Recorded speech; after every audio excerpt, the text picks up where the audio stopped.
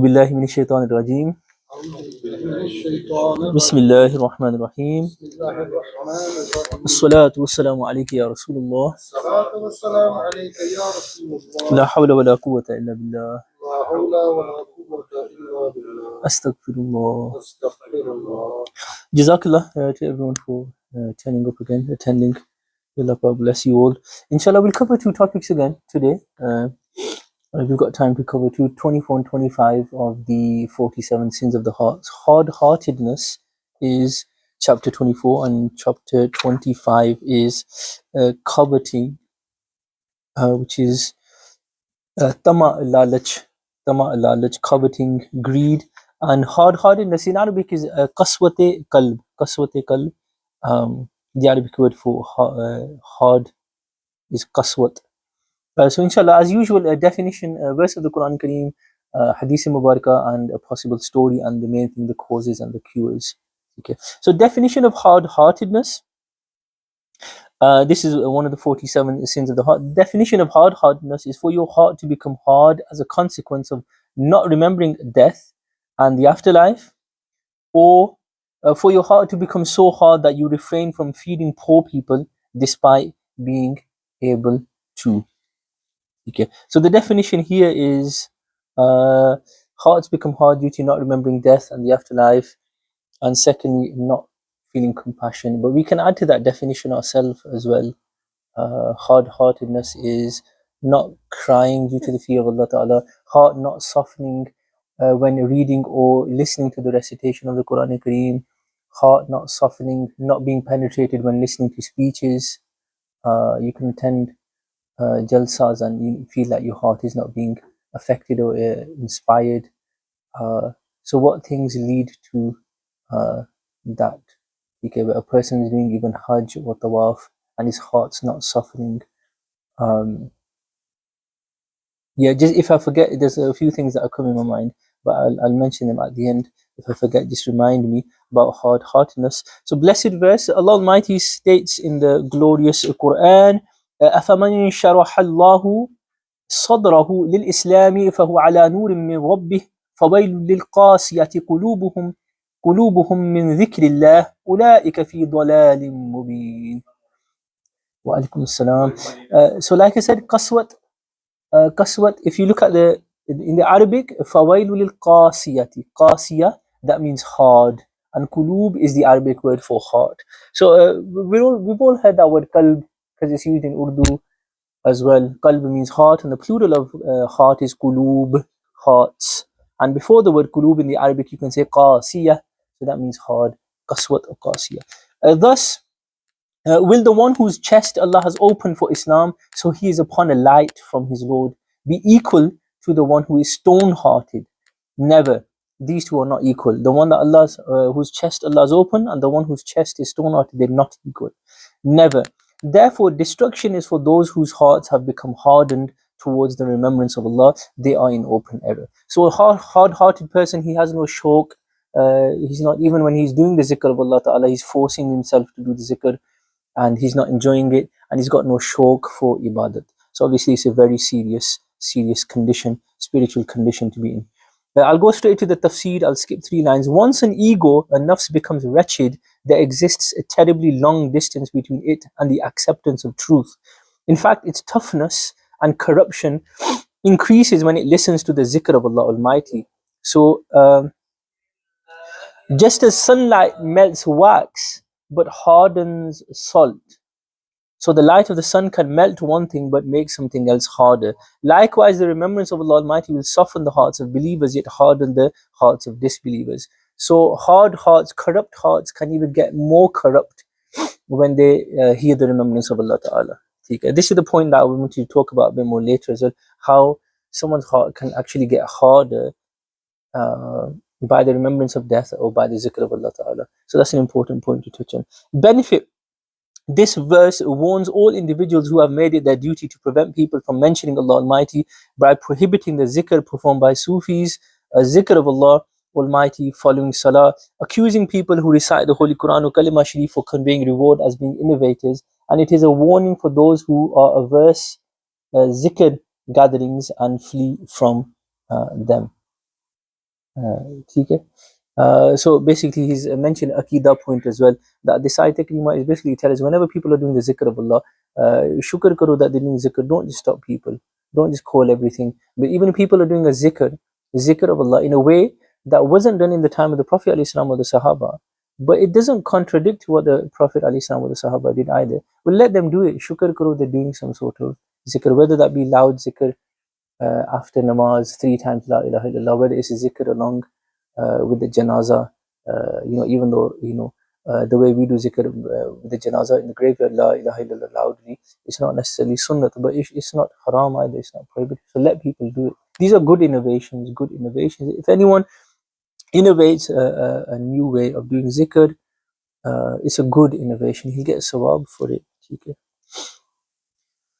Glorious hadith, hard-heartedness wrecks good deeds. Sayyidina Adi bin Hatim narrated that the glorious Rasul sallallahu alaihi wasallam warned 6 deeds ruin good deeds. 6 deeds ruin good deeds. Okay?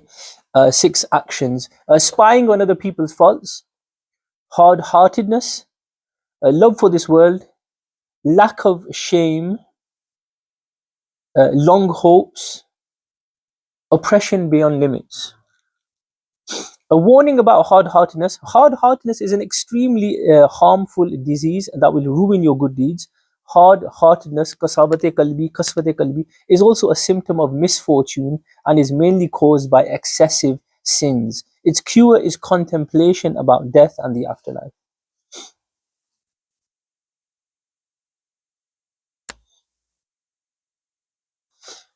Sayyidina Shaykh Abdullah Shafi'i rahmatullah alayhi documented in his travelogue, one afternoon whilst traveling to a village from Basra in Iraq, we were suddenly attacked by a terrifying bandit. He murdered my companion, snatched our entire luggage and tied my hands with a rope and forced me to lie on the ground before he escaped. I managed to release my hands and then started to walk, but I was so stressed that I lost my way and remained wandering. At nightfall, I noticed a light flickering at a distance and so decided to head towards the light. It wasn't long before I noticed a tent. I was extremely thirsty, so I decided to stand at the entrance of the tent and called out, Al-Atash, Al-Atash, the thirst, the thirst. By an unfortunate coincidence, the tent belonged to that exact same stone-hearted and horrifying bandit who had attacked us earlier. On hearing my voice, he appeared with a sword instead of water, intending to kill me in one blow. His wife intervened, but the bandit was compelled by his hard-heartedness and thereby refused to alter his intention. Subsequently, he dragged me to a forest, then climbed onto my chest before aiming his sword at my throat. Just as he was about to swing his blade, a roaring lion emerged from nearby bushes. On noticing the lion, the bandit leapt to one side in a state of terror, but it pounced on him and tore him to shreds before vanishing into the bushes again. I thanked Allah Almighty for this divine, miraculous assistance. Okay. So hard-heartedness where people have no mercy at all for people. A heart can get so hard where it's so hard to cure it, where even reciting the Quran Sharif doesn't. Now I want to be careful with my words. Allah Hazrat's father has written in one place that you can sins can get to the stage. We shouldn't just think because the gate of Tawbah is open. It doesn't matter how many sins you commit, but Tawbah kar lo and Allah washes. All you got to do is say Subhanallah once and Allah washes them all away. No, just like anything else, and the more you delay Tawbah, the harder the heart gets, and it comes to a stage where Allah Hazrat's father, Mufti Nakil Khan, has said that even the recitation of the Quran will not benefit him. Matlab ye ke, he needs to do a lot more. He needs to do some serious Tawbah to clean his heart. So the worst, just like any piece of iron, the rustier it is, the more hard work you got to do on cleaning it. So we've got to be serious when it comes to. We live in a time where even from the mimbar we're constantly hearing आप महफिल में तशरीफ हैं आप मिलाद की महफिल में मिलाद की जुलूस में आगे आपकी बख्शिश होगी शफाअत होगी. So we're not used to hearing that inconvenient truth where tawbah करें, stop sins. The more you commit, the heart can get to a stage where the zikr of Allah makes his heart harder or nothing penetrates. So we have to be very, very careful. And I'll get you an exact reference. I'll put it on the group as well. That exact saying of Allah's father. when the heart can reach a stage where even the Quran Sharif does not benefit. That's not because the Quran Sharif is not benefiting. It's like the rain. The Quran Pak said, Noor is like rain. The rain is, some land will absorb that rain and the plants will grow. Some land is bad, whereby nothing grows. That's not the fault of the rain, it's the fault of the land. It's the fault of the heart. If good advice is not penetrating, it's because the heart's so hard that you become deaf and mute. Three causes and cures for stone-heartedness. The first cause of hard-heartedness is eating till you are full, so too much indulgence in food. Sayyidina Yahya ibn Mu'adh Radi rahmatullahi stated, whoever has a habit of filling his stomach will have extra flesh on his body. Whoever has extra flesh on his body will begin to worship his desires. Whoever worships his desires will increase in sins. Whoever increases in sins will have a hard heart. And whoever has a hard heart will drown in the troubles and glamour of this world. Hujjatul Islam Sayyidina Imam Muhammad Ghazali rahmatullahi stated, the pious people of the divine path had a habit of refraining from regularly eating condiments. Rather, they abstained from fulfilling the pleasures of the nafs. The reason being that if a human constantly devours delicious food as he pleases, then his ego will become arrogant and his heart hard. Furthermore, he will become fond of worldly pleasures to the degree that his heart will become obsessed with them and consequently make him forget his meeting with Allah Almighty and appearing in his sublime court. For such an individual, this world is paradise and death a prison. On the other hand, if he is stern with his ego, if you're hard on your nafs, your ego, and avoid satisfying its pleasures, then this world will become a confined prison for him. Consequently, his ego will wish to be set free from this confined prison. Only death will set it free. Sayyidina Yahya bin Mu'adh Radi rahmatullah illustrated this when he commented, O group of Siddiq people, O group of Muslims, believers, walis, in order to eat the wedding feast, walima of paradise, if you want to have the walima in Jannat, the walima of Jannat of paradise, you should remain hungry in this world. Since the hungrier you keep your nafs, the stronger your desire to eat will be. I.e., extreme hunger will multiply your joy of eating. Almost every Muslim, whilst fasting, experiences this. Therefore, you should frequently stay hungry on this earth in order to fully enjoy the grand pleasures of paradise. Filling your stomach will prevent you from experiencing the pleasure and sweetness of ibadat. Since Amir al-Mu'minin Hazrat Abu Bakr Siddiq radiallahu anhu remarked, since becoming a Muslim, I have never filled my stomach so that I may enjoy the sweetness of worship. Sayyidina Ibrahim bin Adham, a saint, he commented, I remained in the company of many pious people in the Lebanese mountains, the mountains of Lebanon. Each of them advised me, when you are amongst people, advise them 4 things. One of them was, whoever eats in excess will not enjoy the pleasure of worship. The cure for this is for you to eat less than your appetite in order to appreciate the pains of hungry people as well as experience the sweetness of worship.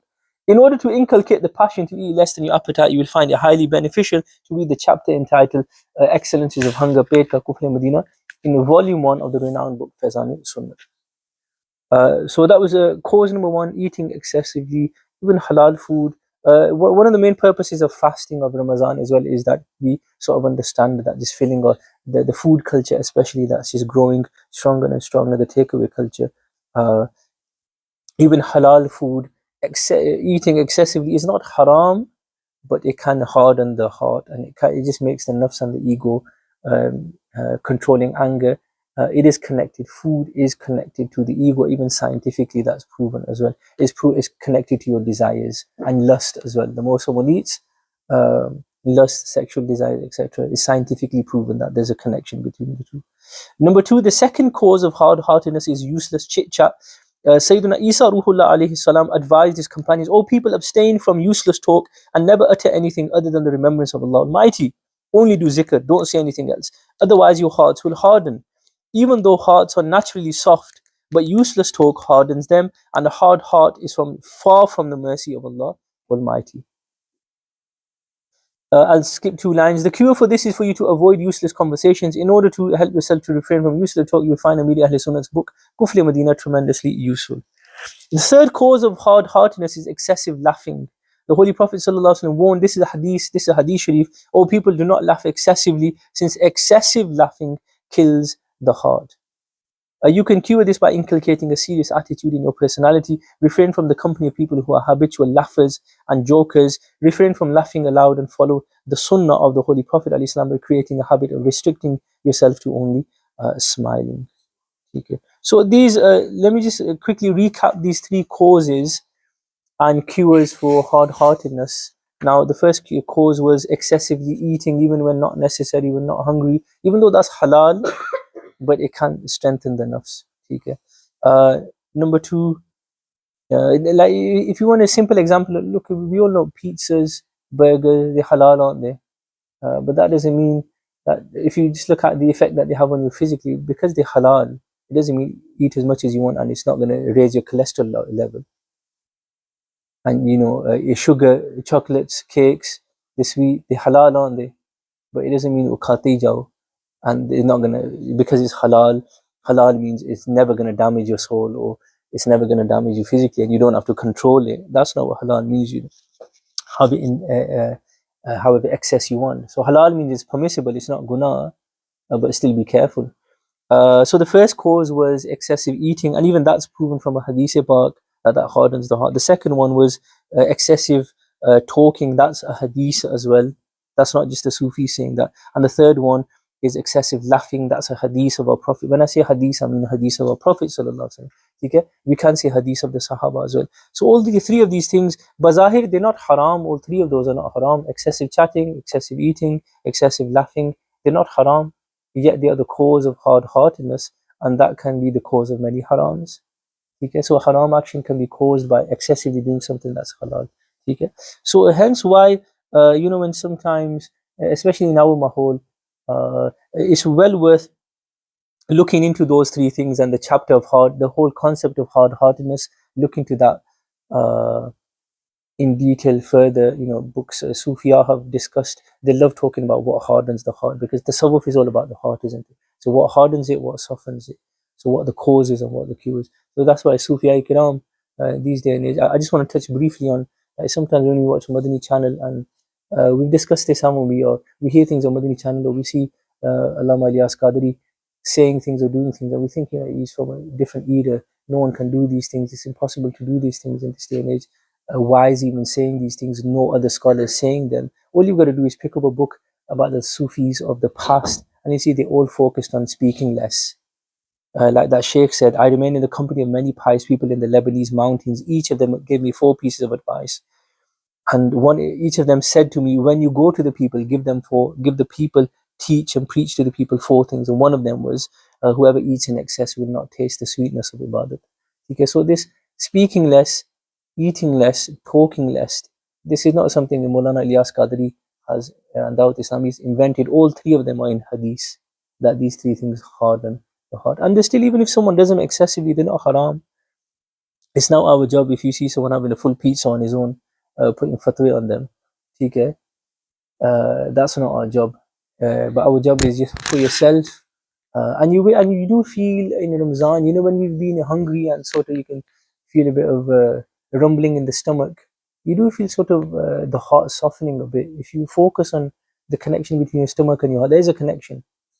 In Ramzan, you can't, if you focus that rumbling kaifiyat and the empty kaifiyat of the stomach, it does sort of soften the heart. And with constant practice, though, can't expect to just keep one roza, and that one roza is going to eliminate 40 years or 50 years of sins and negligence, and you're going to become a Sufi after that one roza. It doesn't happen like that. You've got to be sensible. Allah Pak can obviously, as a blessing of one roza, soften your heart. But just like physical things have a cause and an effect, and then the cure takes time. If you've been abusing your body for a certain amount of years, you've got to treat it for that same amount of years. So same with spiritual ibadat as well. This is sort of too much wishful thinking, that if you've been negligent of zikr of Allah for 20 years, and then one day, or one jalsa, or one ijtima, or one 10-minute zikr mahfil is going to just eradicate the effect of all of that. Even though that's possible, but to expect that to happen is not wise. The saying, we finished this chapter, but the saying that I was mentioning to you, that if I forget, remind me, but I haven't forgotten. So Hazrat Sheikh Abdul Haq Muhammad Delvi Rahmatullah Alayh, he talks about zikr of Allah and the zikr of death only affects, is only beneficial. Zikr of Allah and zikr of death is only beneficial when it actually changes your action. Zikr of Allah and remembrance of death can actually Qasawati, he's using that same word, qasawati qalbi, it can make you hard-hearted, your heart harder. Remembrance of death can make your heart harder, and the zikr of Allah can make your heart harder. When do zikr of Allah remember and zikr of death make your heart harder rather than softer? Which is what it's when you're doing them with negligence, when you're just doing them as a formality.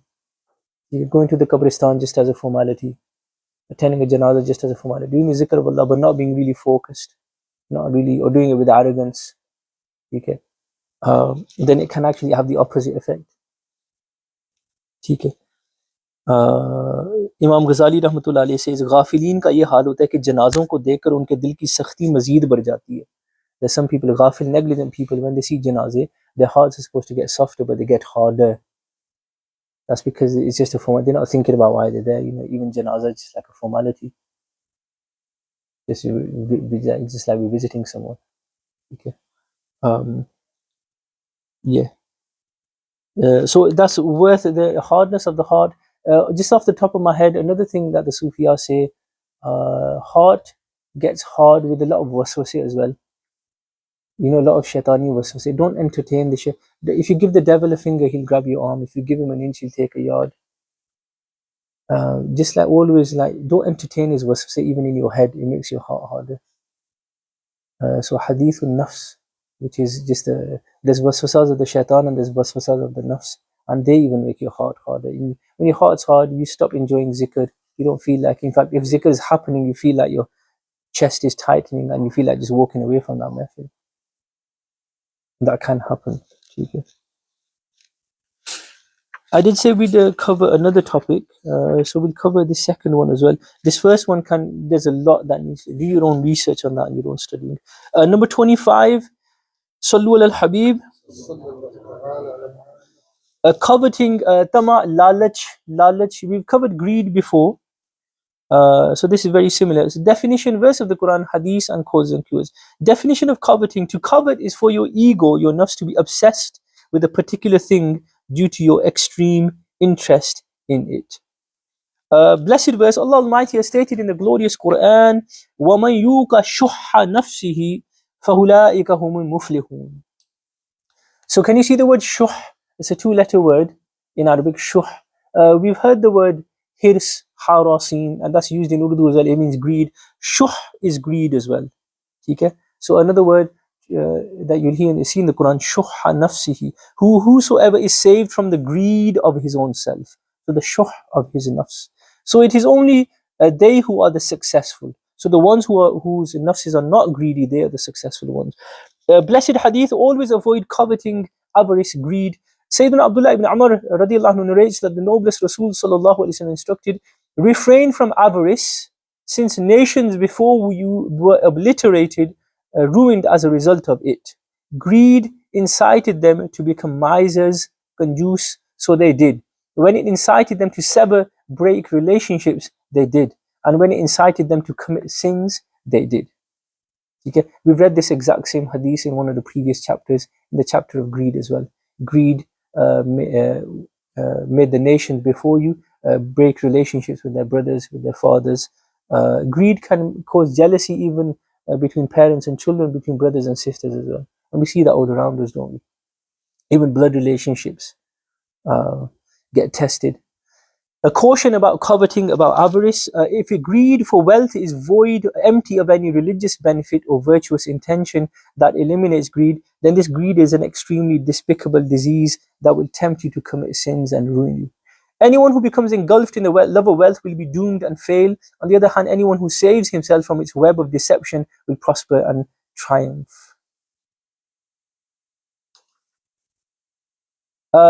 Dreadful consequence of greed. Greed can make a person sell his deen as well. This is very important for us.